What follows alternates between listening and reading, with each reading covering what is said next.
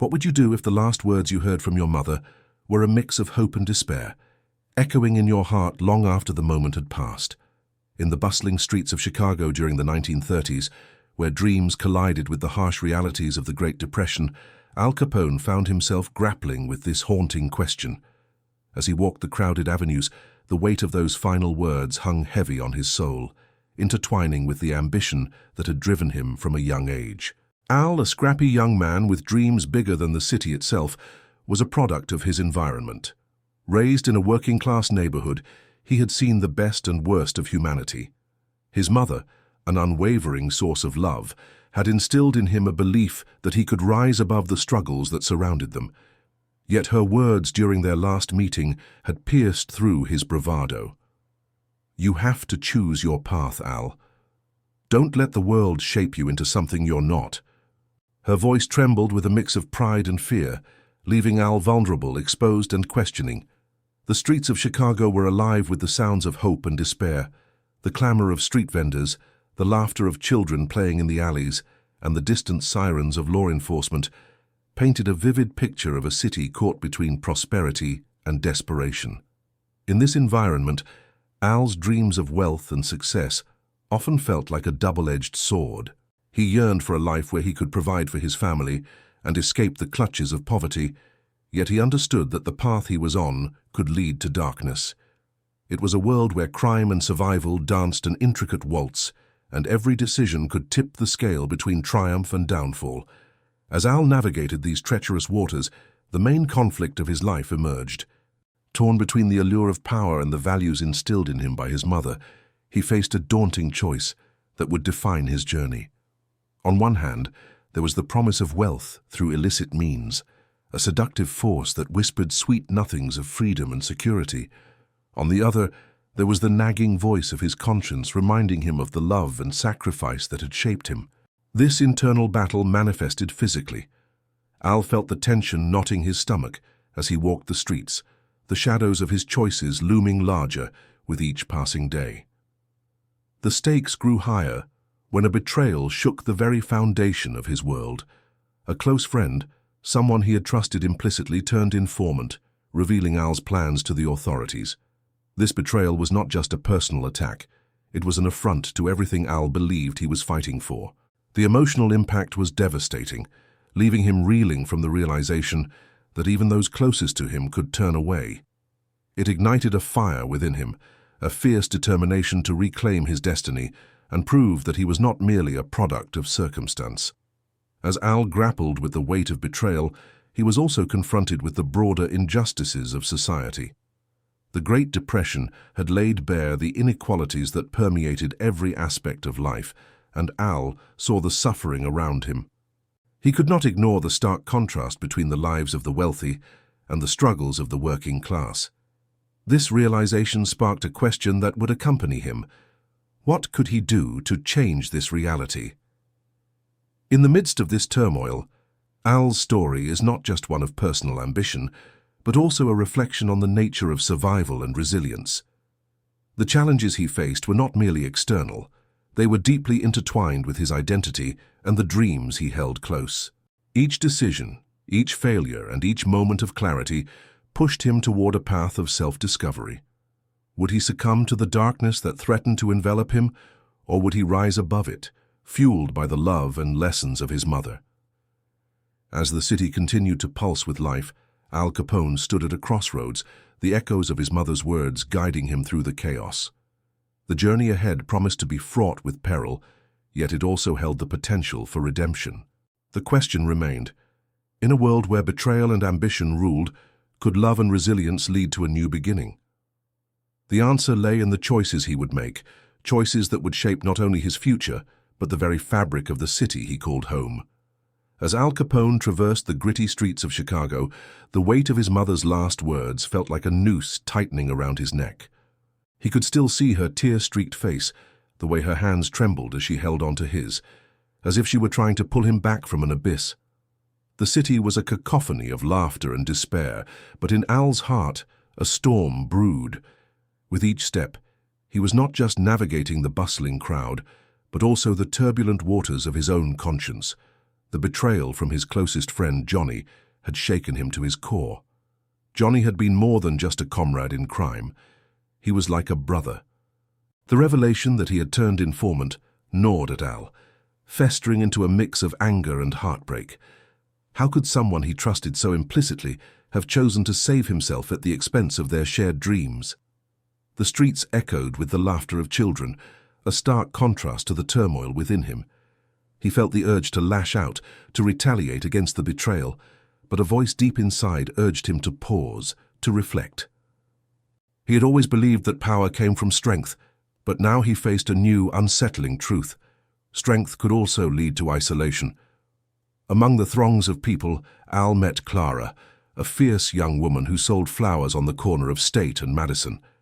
Clara was an embodiment of resilience, a survivor in her own right, having lost her father to the economic turmoil that had swept the nation. There was something about her spirit that captivated Al, a flicker of hope amidst the shadows of despair. Clara was not intimidated by the men who passed by, nor by the dangers that lurked in the alleys. Instead, she offered kindness to those around her, a small act that resonated deeply with Al. As they struck up a friendship, Clara became a mirror, reflecting both his strengths and vulnerabilities. She challenged him to question the choices he was making, to confront the darkness that threatened to consume him. "Al, you can't keep running from the truth," she said one afternoon, as they shared a quiet moment in the park, the sounds of the city fading into the background. "You're better than this life of crime." Her words pierced through his defenses. He felt the familiar knot in his stomach as he grappled with the reality of his situation. Could he truly rise above the chaos? Or was he destined to be shaped by the very world he sought to escape? Clara's unwavering belief in his potential ignited a flicker of hope, but it also introduced a new layer of conflict. As their friendship deepened, Al found himself at odds with his ambitions. The more he cared for Clara, the more he questioned the path he was on.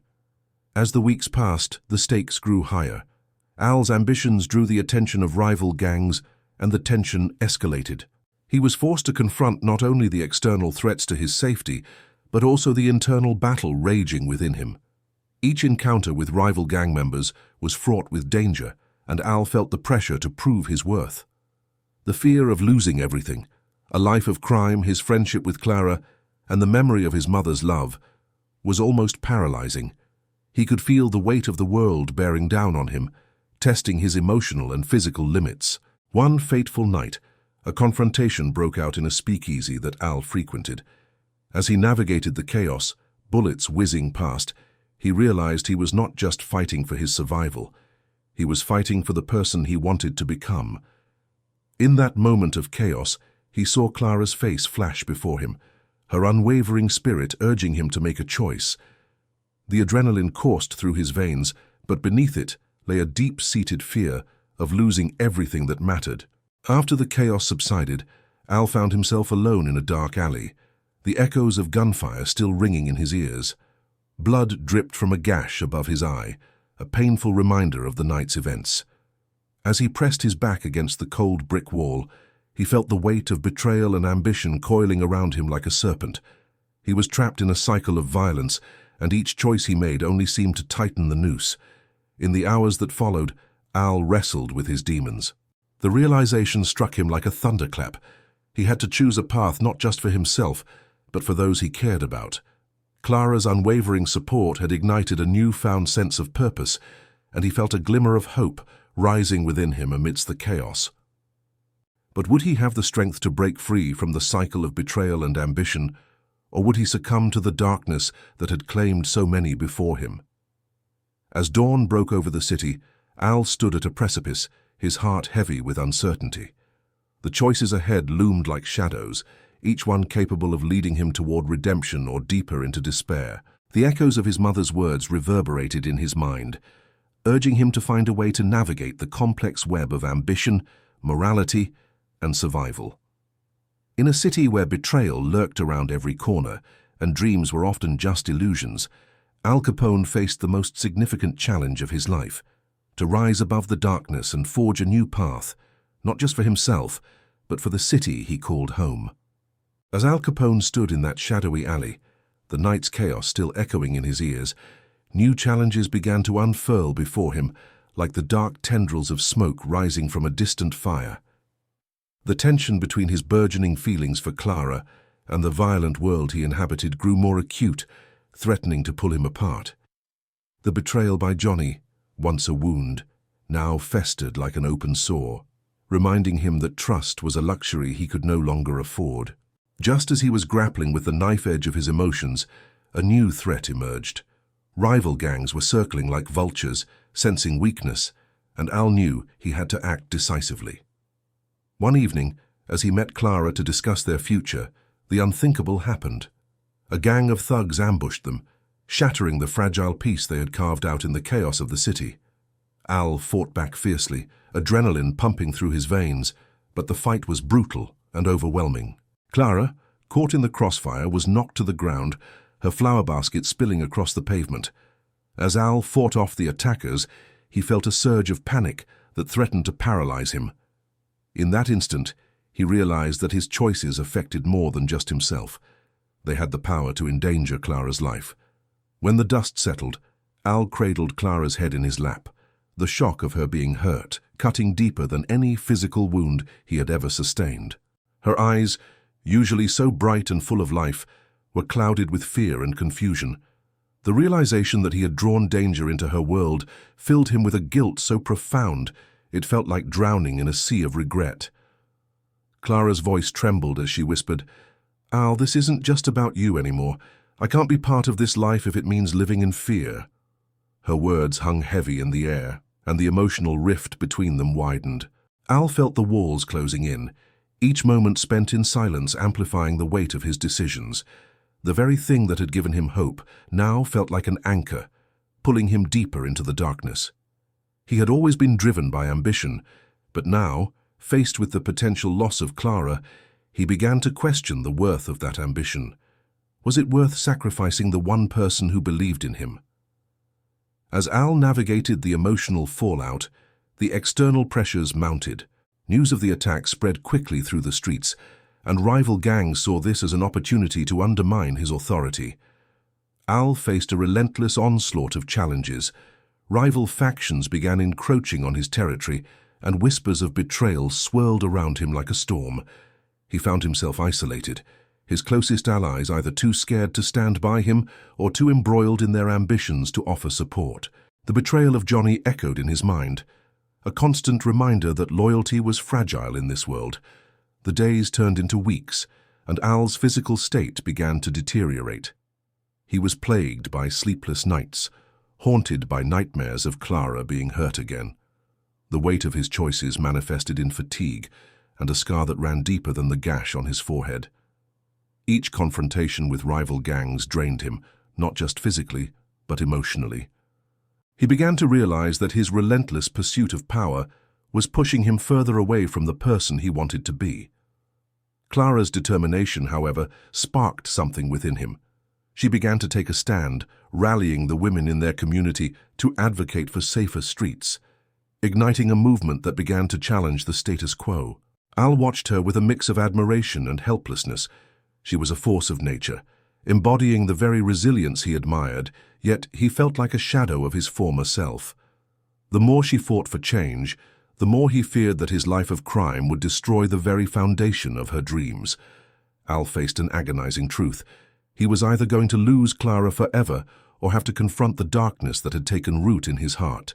In the midst of this turmoil, the revelation that Johnny was still alive and planning to expose Al's operations became the final twist in this unfolding drama. Al learned from the streets that Johnny had been seen frequenting a rival bar, conspiring to turn the tides against him. The betrayal, once a distant ache, now threatened to explode into a full-blown crisis. If Johnny exposed him, it would not only bring law enforcement down on him, but also endanger Clara and everything he had built. The weight of betrayal hung over him, and Al felt the noose tightening once more. The very life he had fought for was now at risk, and he stood at a crossroads. He could either double down in the world of crime, risking everything he had come to care for, or he could take a leap of faith into the unknown, breaking the cycle of violence and betrayal. With Clara's unwavering spirit as his guiding light, Al realized that he had to make a choice. As he prepared for the confrontation with Johnny, he felt the weight of every past decision pressing down on him. He stood not just for his survival, but for the possibility of a new life, a life where love and hope could triumph over the shadows that had long threatened to consume him. The battle ahead would redefine everything, pushing him toward a turning point that could either shatter him or set him free. As Al prepared to confront Johnny, a storm brewed within him. Fear, anger, and desperation swirling together, threatening to suffocate his resolve. The alley where he first met Clara seemed to loom larger in his mind, a corridor of memories filled with laughter and light, now shadowed by the darkness of his choices. The air was thick with the scent of rain, a reminder that even the most turbulent storms eventually pass, leaving the world refreshed. But Al knew he was not just facing a storm. He was standing at the edge of a precipice, ready to leap into the unknown. The night of the confrontation arrived, and Al found himself outside the rival bar, a crumbling monument to the very chaos he had fought to escape. He pushed through the door, the sound of laughter and clinking glasses abruptly cutting off as he entered. All eyes turned toward him, and he felt the weight of their scrutiny. He had a reputation, but tonight he was here for something more personal, something beyond the power struggle that had defined his life.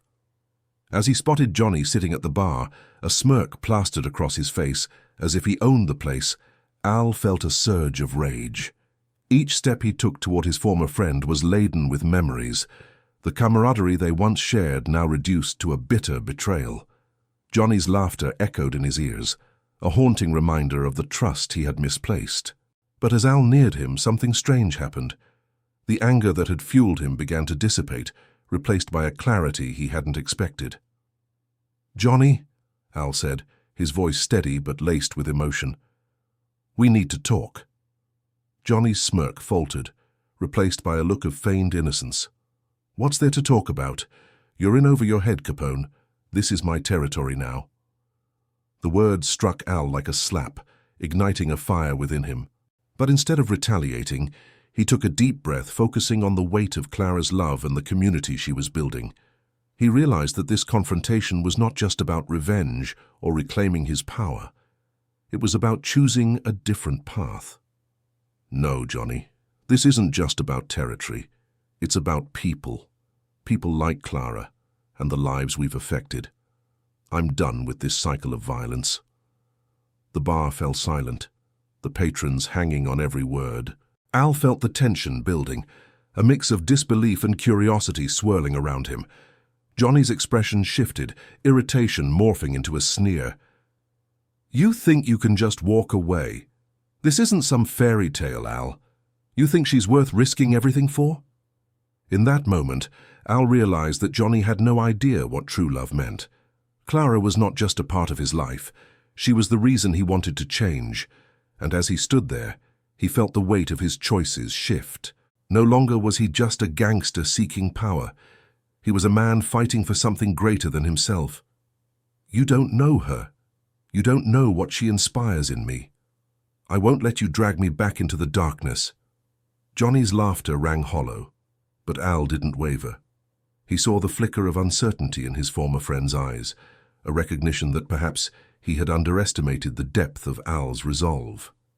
The moment hung in the air, charged with potential. Al had stepped away from the precipice, choosing not to leap into violence but to rise above it. With a newfound determination, Al turned to the gathered crowd, feeling their silent support. "I'm not afraid of you, Johnny. I refuse to live in fear. We're done here." The clarity of his decision washed over him, a wave of relief that felt like sunlight breaking through dark clouds. He knew he had crossed a threshold, one that would change his life forever. As he exited the bar, Al felt lighter, unburdened by the weight of anger and vengeance. He had not only confronted Johnny, he had confronted himself, facing the truth that had eluded him for too long.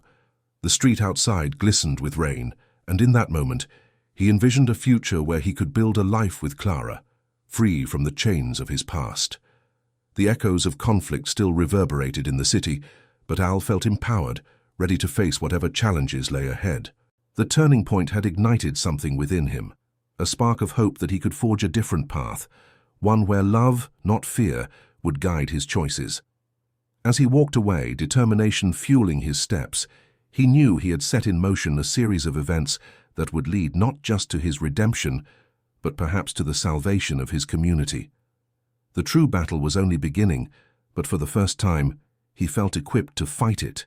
As Al stepped outside the bar, the rain began to fall in earnest, each drop a reminder of the tempest he had just faced inside. But the storm within him was far from over. He felt a sudden surge of adrenaline, a realization that Johnny wouldn't let this confrontation end so easily. Al's heart raced as he turned back, the door swinging open behind him, revealing a scene that mirrored the turmoil within. Johnny had risen from his seat, his expression morphing from amusement to fury, and a small group of his loyal followers began to close in around Al. "Thought you could just walk away, huh?" Johnny shouted, his voice dripping with disdain. "I'm not done with you yet." Al's pulse quickened, and for a moment he felt the familiar grip of fear wrapping around his throat. But then he remembered Clara's words, the vision of a brighter future they had dreamed up together. He couldn't let his past dictate his present anymore. "I'm not afraid of you, Johnny," he replied, surprising himself with the steadiness of his voice. "This isn't the way. You know it." The tension in the bar was thick enough to cut with a knife. The patrons remained frozen, caught in a world where loyalty clashed with the possibility of change. Johnny's laughter rang out, harsh and mocking. "Change? You think you can change? You're a gangster, Al. You've always been one." In that moment, clarity washed over him like the rain that soaked the pavement. Al wasn't just fighting Johnny. He was fighting the image of himself that had been forged in violence and betrayal. He had to show them all that he was more than his past. "I'm not that man anymore," he declared, stepping forward, drawing the attention of everyone in the room. "I'm ready to break free from this cycle. We can do better than this." Johnny's face twisted in rage and he lunged forward, fists clenched. But instead of recoiling, Al stood his ground, channeling the lessons he had learned during his journey. Love over anger, hope over fear. He had come too far to back down now. "Don't do this, Johnny," Al said, his voice rising above the chaos. "You're better than this too. We can find a way to make peace." The atmosphere shifted. Doubt flickered in Johnny's eyes, but it was quickly replaced by a desperate need to assert dominance. "Peace? You think they'll follow you? You're nothing without me," Johnny spat, and Al could see the desperation behind the bravado. But as the storm raged outside, something shifted within Al. He wasn't just standing for himself. He was standing for Clara, for the community they wanted to build. "I don't need your approval, Johnny. I stand for something greater now." With a sudden movement, Johnny swung, but Al ducked, the years of street fighting instinct kicking in. In that moment of chaos, Al realized that the physical confrontation wasn't what mattered. He needed to dismantle the very foundation of Johnny's power, the fear that had kept everyone in line. "Look around," Al shouted, gesturing to the patrons who had long been spectators to the violence. "This is your chance to choose. We don't have to live in fear anymore. We can change our lives if we stand together." The crowd stirred, eyes shifting from Al to Johnny, the tension palpable. Al felt a shift in the air, a collective breath held in uncertainty. As Johnny hesitated, the atmosphere thickened with the weight of choice. In that pivotal moment, with the rain pouring down outside, the crowd began to murmur, inspired by Al's courage, their loyalty wavering. They were tired of the fear, tired of the cycle of violence. Al took a step closer to Johnny, unyielding, his heart racing but steady. "You can still choose, Johnny. We can find a way to make this right. But I won't let you drag me down anymore." The silence that followed was deafening. Johnny's expression shifted, uncertainty creeping into his eyes as he processed Al's words. For the first time, he seemed vulnerable, his facade cracking under the weight of the truth. Then, in a moment of clarity that would define the outcome, Al reached out a hand. "Let's end this, together." With the storm still raging outside, the tension in the bar hung thick, an electric charge of possibility igniting the air. Al had faced his greatest challenge, not just the external conflict with Johnny, but the internal battle within himself. He had chosen love over fear, hope over vengeance. And as he stood there, hand extended, he understood that this act of bravery could change everything. In that instant, The crowd made their choice too, stepping forward, not just as witnesses to the unfolding drama, but as participants in a new narrative.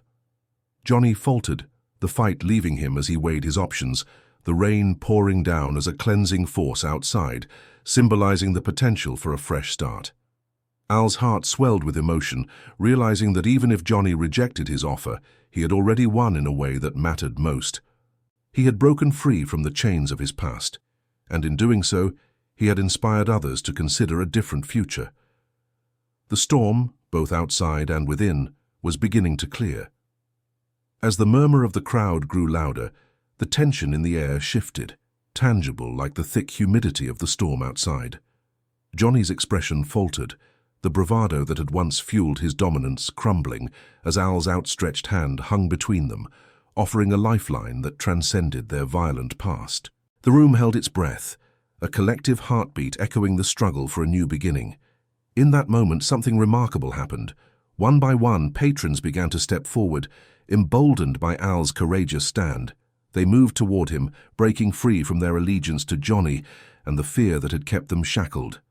Al's heart raced, not from fear but from a burgeoning hope, a hope that had once felt so distant, now ignited by a simple act of defiance against the cycle of violence.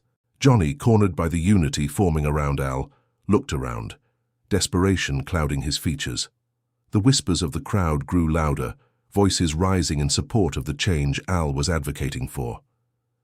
"You can't control us anymore, Johnny," someone shouted, and the floodgates opened. The patrons' voices cascaded, echoing Al's sentiments of peace and hope. Finally, with a defeated sigh, Johnny stepped back, frustration etched into his face. "How you think this will last?" he spat, but there was no venom in his words, only fear and uncertainty. "You'll regret this, Al. You can't change who you are." But Al felt the truth of his transformation coursing through his veins. "I'm choosing who I want to be," he replied, his voice steady, "and it's not going to be under your shadow anymore."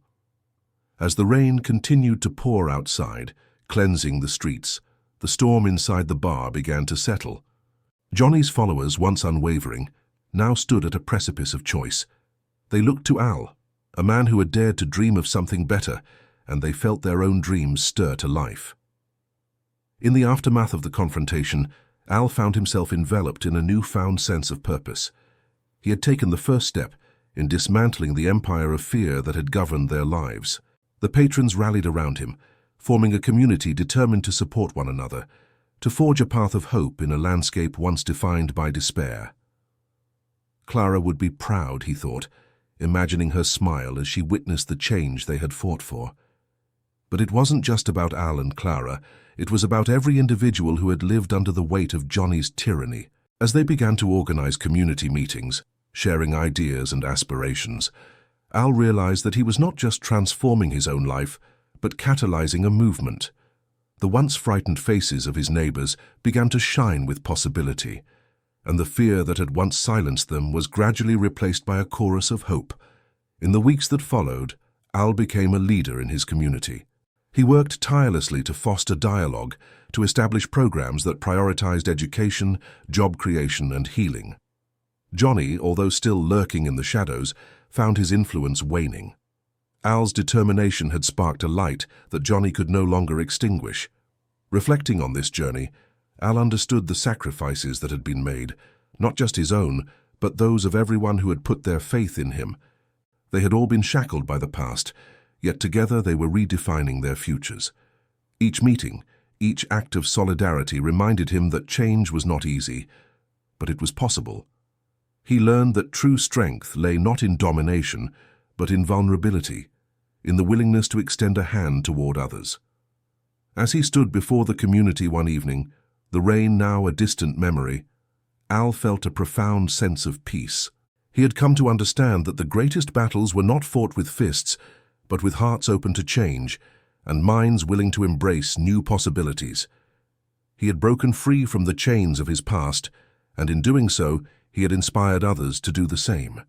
In this newfound chapter, Al found solace in the wisdom that while the storm may rage, the sun would always rise again. He had learned that courage is not the absence of fear, but the resolve to move forward despite it. And as the community rallied behind him, Al knew they were not just survivors of a violent past. They were architects of a vibrant future, united in their shared vision of hope. As he looked out at the faces of those who had once lived in fear, Al felt a deep sense of gratitude. Together, we are more than our past. We are the promise of tomorrow, he declared, and the crowd erupted in applause, echoing the sentiment that had transformed their lives. In this moment of clarity, Al understood the true power of community. "Let's build something beautiful," he said, and as they joined together, he knew they were not just forging a new beginning for themselves, but setting an example for others who felt trapped by their circumstances. The journey had been long, but they were finally free.